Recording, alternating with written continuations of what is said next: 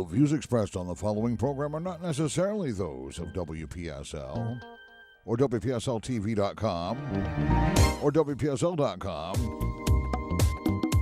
But then again, you're invited to and encouraged to share and like them on Facebook, because it's time now for the African American Scene from Howard Insurance and hosted by Rudy Howard. Good evening, good evening, good evening. Glad to be with you here on a Wednesday night. I got to tell you, it was nice having that time off last week. It was very good. Didn't do anything fancy. I just kind of enjoyed myself and took it easy. And tried to recharge my battery and get ready for 2017. 2017, I think, will be a very interesting year. Now, I'm going to have open mic night tonight, but I'm going to do something a little different. I had two people write me very long letters, and I shared with you the letter that was a very positive letter. And these two letters are attempting, once again, to try to salvage my soul and try to get me back on the right track. And I'm going to attempt to address the concerns that each party raised. And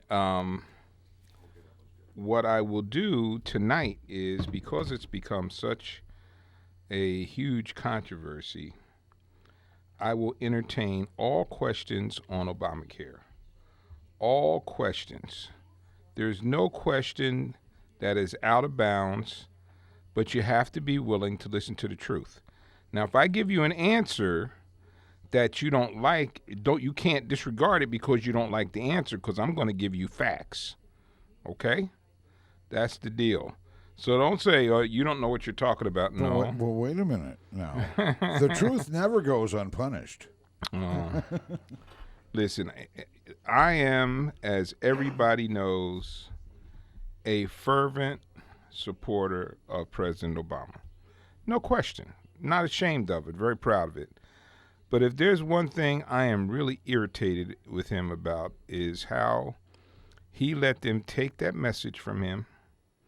They twisted it, mangled it, distorted it, and didn't fight back. So what you're left with is people. I've for 2 days now on Facebook, I've been doing battle with people about Obamacare, and I just keep exploding away things that they tell me are true that are not true. So somebody told me that somebody was paying $2,000 month's premium with a $10,000 deductible, and that was Obamacare. Well, you know what? You can't even get a policy like that on the exchange. So that just is a flat-out lie. But people put that out there, and if it comes from somebody that is of the same philosophical point of view, they tend to accept it as the gospel. And that's a whole... And when they like it, too. Yes. If it fits comfortably within their ideology, then yes, they're going to accept that. Which I just started a book, and it's called, I got to get the book out. And it is examining our democracy. And he breaks down 3 types of Americans. I just started it, so I'm not very much into it, but he has 3 types of people in America. The hobbits, the hooligans, and the Vulcans. So he breaks this down into 3 different, he says, those are the 3 basic political types we have in this country. Hobbits, hooligans, and Vulcans. And he defines each one, and I'm just getting into it, but it's very interesting, and one of the things that he talks about is how he describes those that are attached to one of those groups and how it affects their thinking in dealing with other people. Okay, we're going to first start with Carol. Now, Carol wrote me this long email back in November, and I just never had a chance. She wrote it to me a couple days after the election, and I didn't get a chance to respond. But she took the time to sit down and write it, and I thought that I would give her the courtesy of responding here on air tonight. Uh, Carol informs me that she supported President Obama in '09, but she supported Trump this time around. One of the reasons is she feels President Obama misrepresented himself. The pledge misrepresented himself, which is why she went with um, Trump this time around. Now, here's what I'm going to say to you about this. Part of her frustration was that he did not work with the other side. Okay, I've heard that before. Now, my question to that is how was he going to work with the other side when what is widely known is that the night of his inauguration, the Republicans made a pledge to object to all things Obama. And Mitch McConnell made a statement his number one priority was to make President Obama a one-term president. Okay, so with those two things in mind, Carol, I understand what you're saying, but I don't see how he could win under those conditions.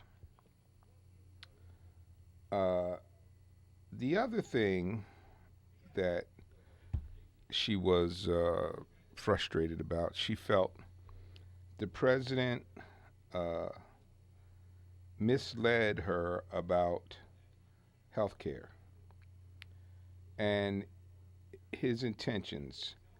She believed he said he was seeking universal health care and does not like the fact it was forced on people. Uh, ins- and insurance companies should not be allowed to profit off of sick people. So she doesn't like the fact that it was forced on people and the fact that insurance companies profit off of sick people. Okay, well let's talk about that.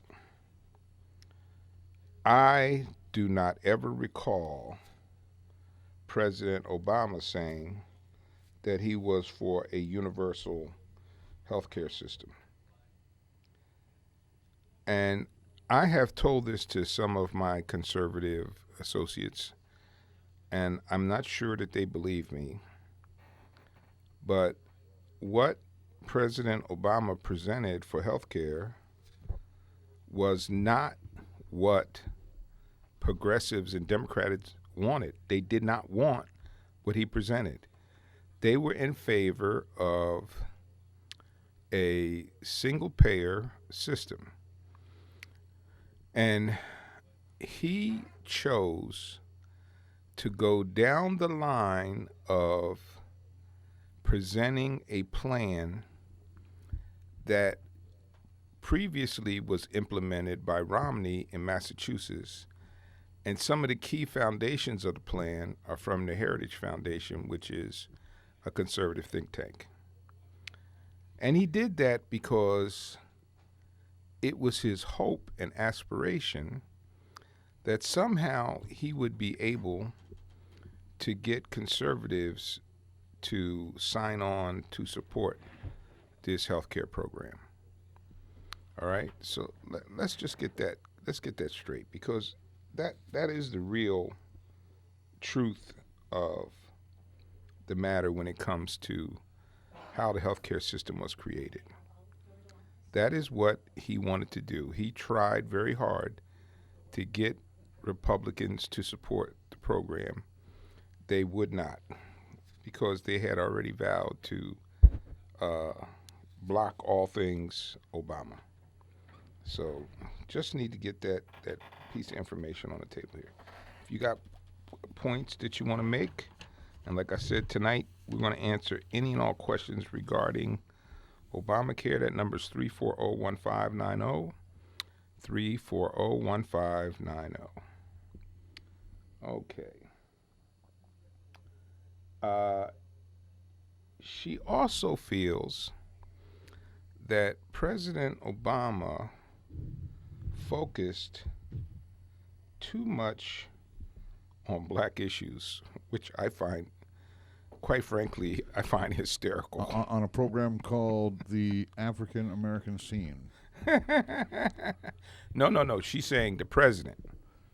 Okay. She thinks the president focused too much on black issues.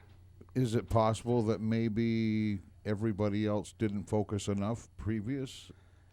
I think what was alarming to people is that here you had a black president who was bringing forth some black issues, which had never come from the White House in such a manner.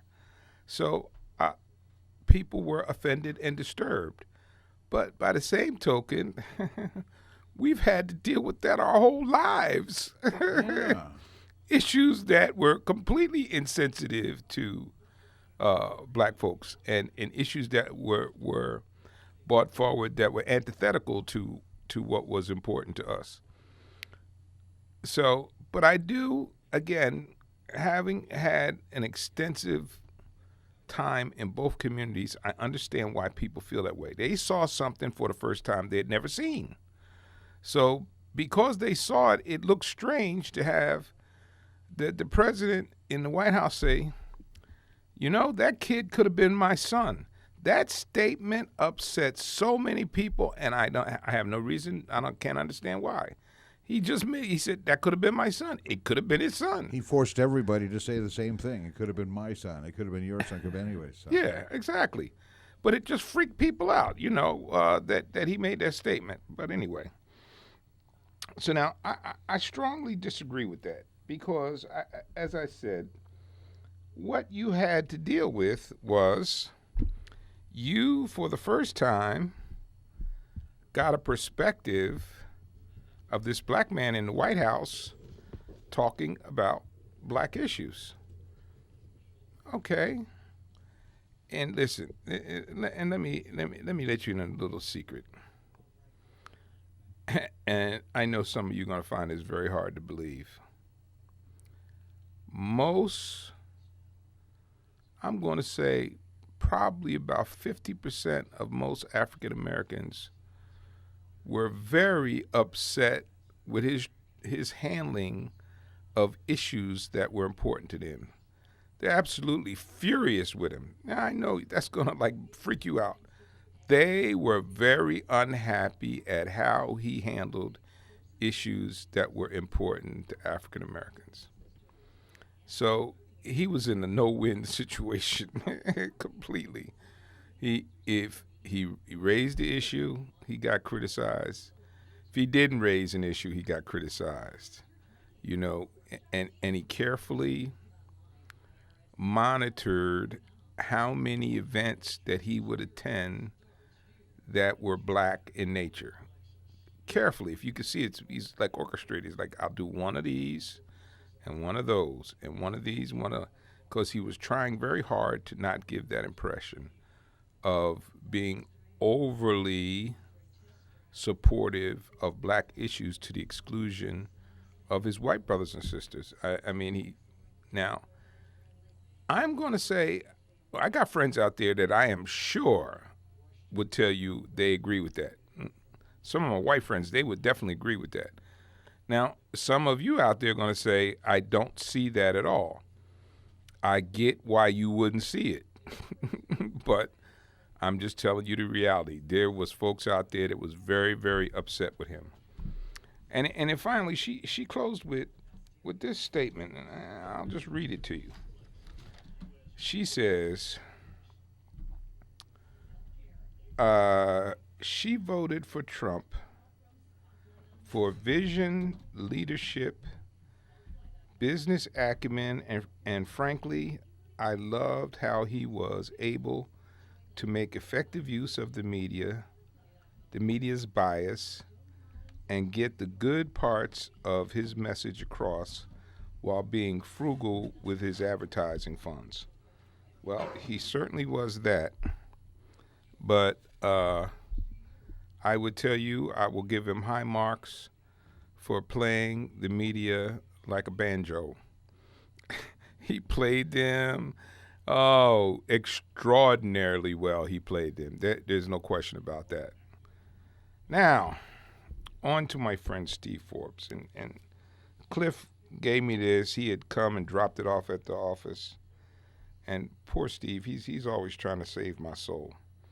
God bless him. He thinks I need saving. And so I appreciate my Christian brother trying to save me. And I'm glad he's capable. Well, he feels somehow in his heart, he feels that he can reach me, and if he works hard enough, and I will one day flip the light switch and see the light and understand things the way he understands things. Well, and you better.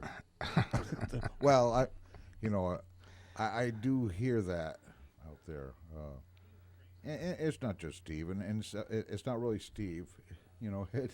It's sort of like a how do you explain? Well, when we talk about the holiday season, it's the spirit of the holiday season. There's a spirit of thought out there that Steve's very in tune with, and some people can just go along with it. Some folks are intimidated by it, and I don't know. It seems to me though that sometimes Steve just was just angry over what something you had said, and thought that you would conjure that up. And I'm not sure if it was Steve or not, but somebody once asked me, "Where did you get this guy from? Who hired him? Who hired him?" And it's like, no, wait a minute, you're getting us all wrong. Rudy owns a company that sponsors this show. So Rudy pays for this show. He's not paying for your health care. He's paying for his show. And a lot of folks are out there. They're complaining about paying so that other people can have something. And that's part of what I've been debating people for the last 2 days. But here's the thing that kind of freaks me out. They don't want to say that they don't want to pay for it. Okay? Right. So what they say is the law is terrible. Okay. Obama lied to them. It's expensive. It doesn't help anybody.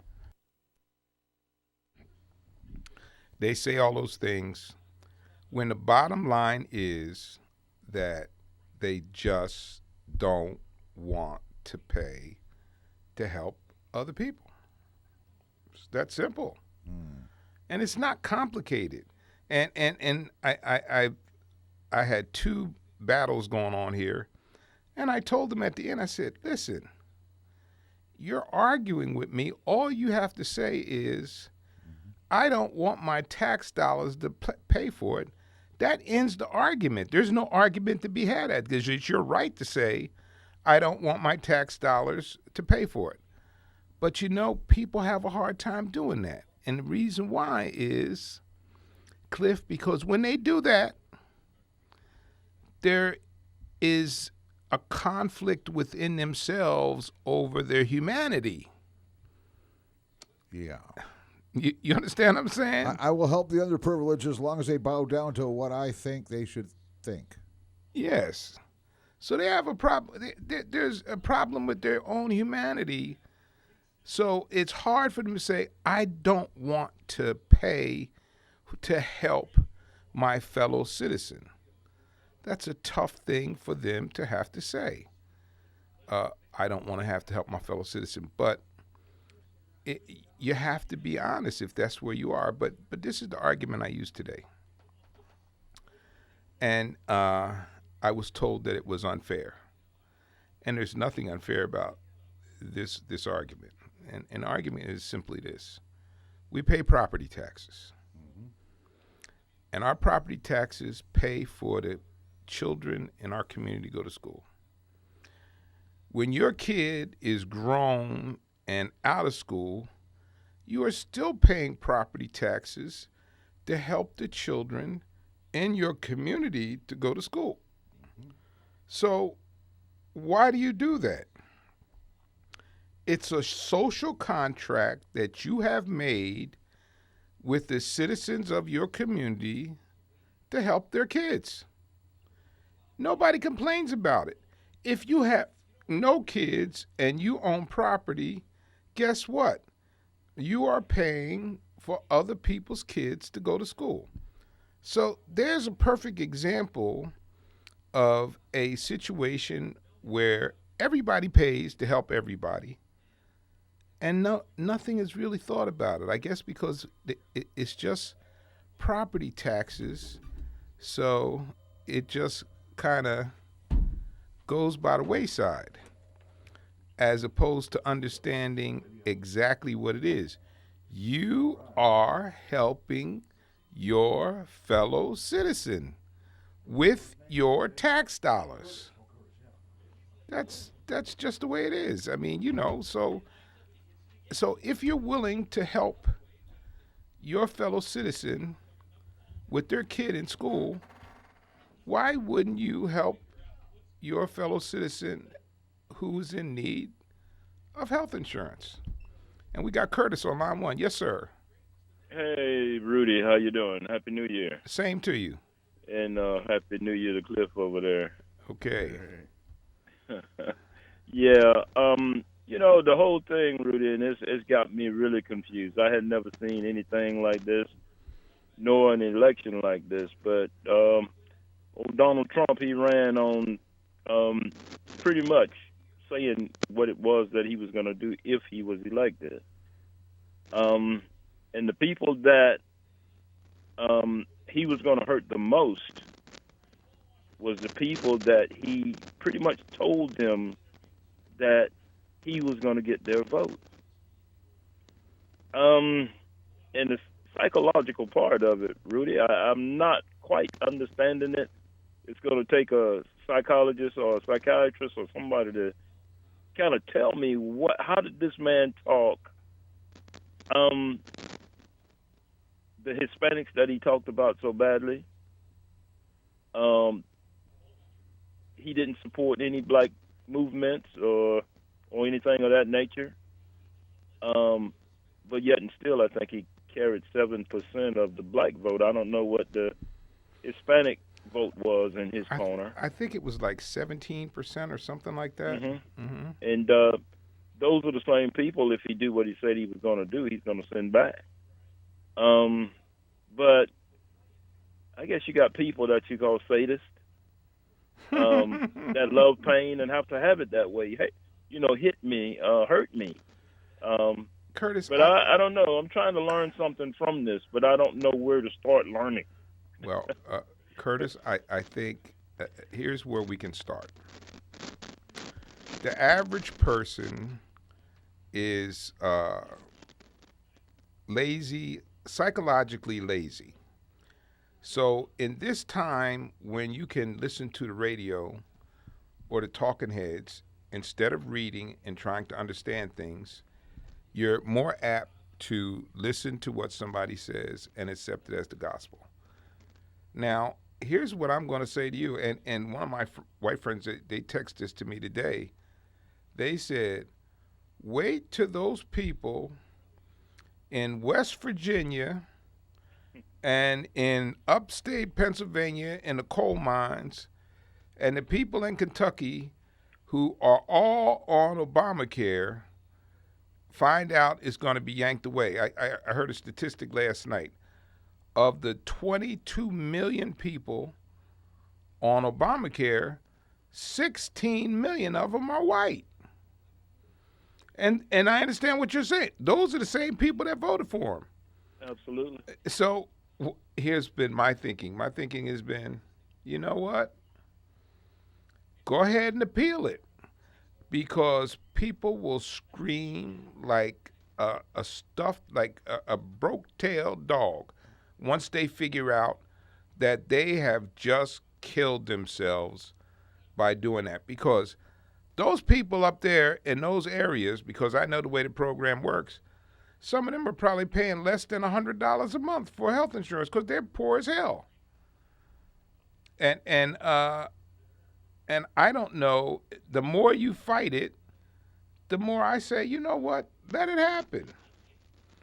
Let it happen, and then when the people wake up and figure out, oh my God, they just took my health care away. Okay. Although I'm going to say this to you.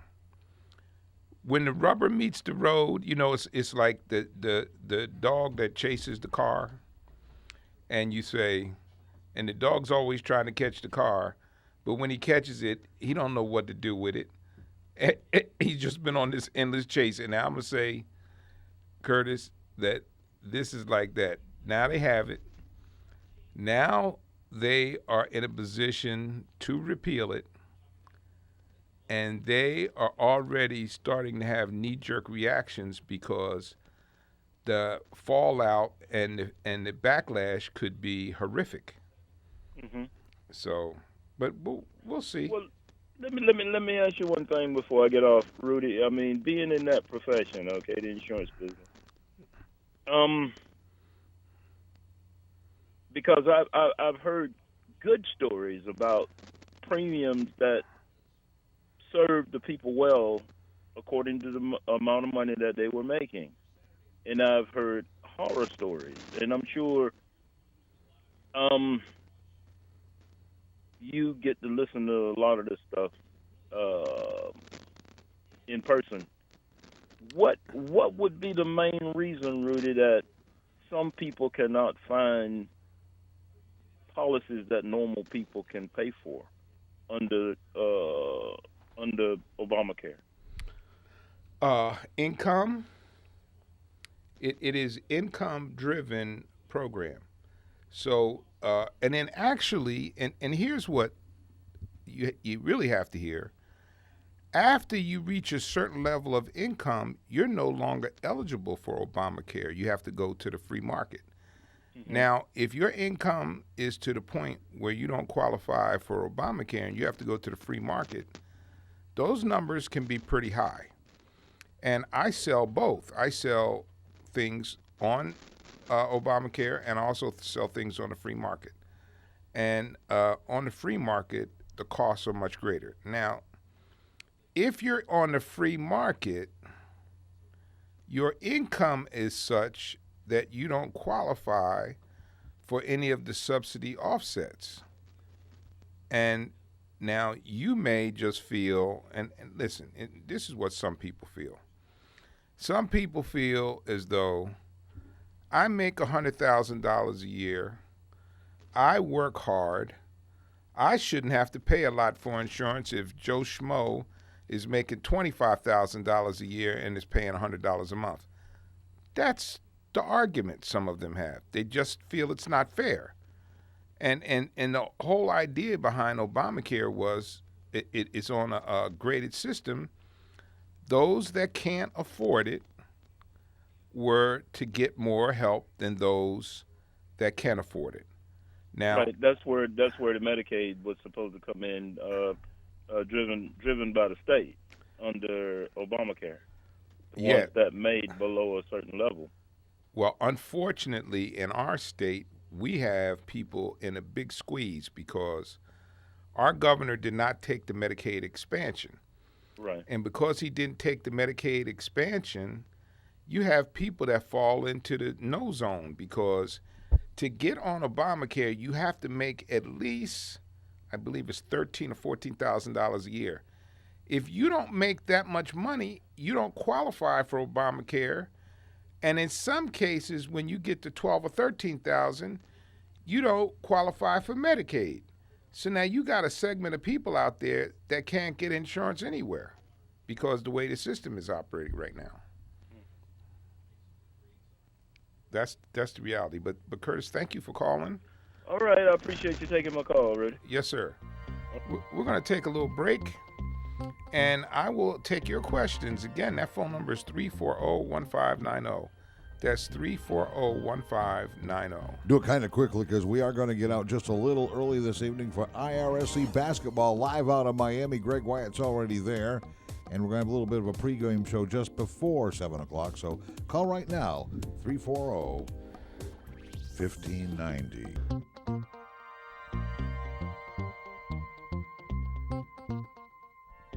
.639 at WPSL. 340-1590 is the number. You're listening to the African American Scene. Once again, here's Rudy Howard. So let's get into Steve's letter a little bit. Steve feels there is fair opportunity for all, and race is not an issue.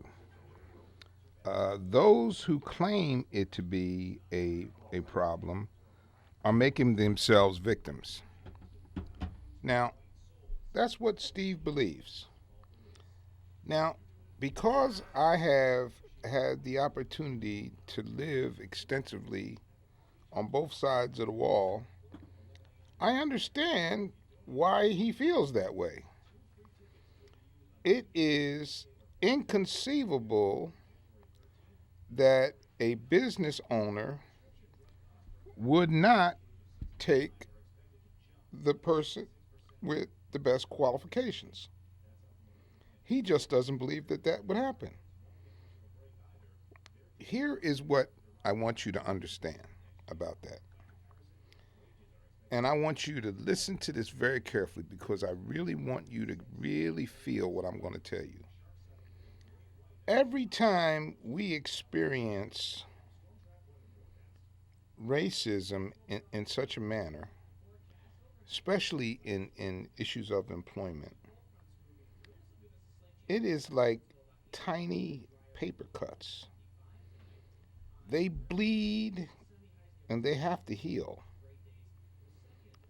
And because you are a minority, you can't hold a grudge.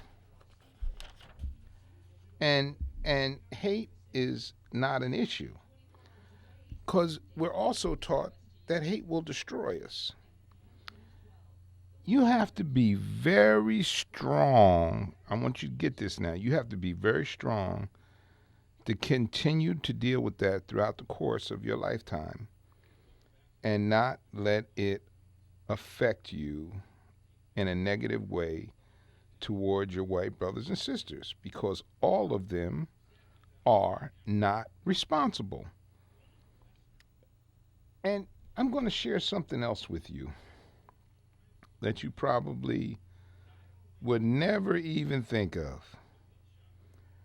There are minority people that live in poor neighborhoods that have the means to not live there. But I got news for you. They don't want to live with you. They don't trust you. Now, I know you're going to find that hard to believe. They don't trust you. And you know why? They suffer from the same disease you suffer from. They don't know anything about you, so they avoid dealing with you altogether. So just give that some thought. And we got Jay on line 1. Happy New Year, Jay. Yeah, Happy New Year to you and to Cliff. Happy New Year. Let's hope it's a healthy and prosperous one, man, and a little better than 16. We hope. Yes, sir. But anyway, I just want to repeat you. We're talking about the Affordable Care Act, And I remember about a year or two ago, Alan Grayson, congressman, and I think he's out of Orlando, but he just lost his seat. He made a statement about that when the Republicans were just going crazy. I think they tried to repeal it over 50 times. And he said, if they do, he said that what will happen and what they should tell the people is, if you get sick, die quickly. And I think that should have been the statement the president should have been taught all over the country, and all of the Democrats should have been just reminding people what the Republicans they think more about. They care more about those lobbyists from the insurance companies and from the pharmaceutical companies, and not the people they're supposed to be representing. That's not even on their priority list of people. That's not their interest. Their interest is getting that money, and from the lobbyists, from insurance, and from the pharmaceutical company people that lobby them every day in Congress. So that's what they should have been saying. And I thought about that, and I said, why aren't they out there, just letting everybody know, just like the Republicans? I mean, they had a game plan. Yes. Since Reagan. Yes. They had a game plan since Reagan, and they've been following it every day. It's not just randomly. They do it on a daily basis. They brainwash you. And then Trump, even when he was on the stump there trying to win his the primary, he even said that I am not going to get rid of the Affordable Care Act because I want the pre-existing conditions, and I think that youngsters should stay on their insurance, their parents' insurance until they're 26. And I'm not going to mess with Social Security because I think seniors need to have that. He said that when he was running against all those other 16 Republicans. Right. If somebody can go back, I wish the media they like that access for Trump, but they need to replay because that's on record, and it's part of the tape that they need to play right now, today, while the Republicans are touting and laughing and saying they're going to get rid of it, but they don't have any means of replacing anything. They don't really care about that. That should be the number one thing the Democrats do is just show that tape over and over and over again and repeat what the Republicans want to do. They want to just, hey, you don't have health care, that's your problem. Die. But when you die quickly so we don't have to worry about you. Hey, man. Believe it like that, man, because I hate to be cynical, but that's what they said. Well, listen, I think there is a lack of concern about whether people die or not. I just really do. I think it's down to if I got to pay for it, I don't want to pay for it, so I really don't care what happens to them. That's just kind of the way it is. But yeah. As I've said, if you heard me say earlier, at this point I'm like, okay, let's just let it happen. Because I truly believe when the effects start to hit his constituency, because it's going to hit his constituency hard, real hard. And it's going to be tougher, maybe even on them than it would be on minorities, because minorities are used to having to learn how to deal with disparaging situations. Better believe it. You better believe it.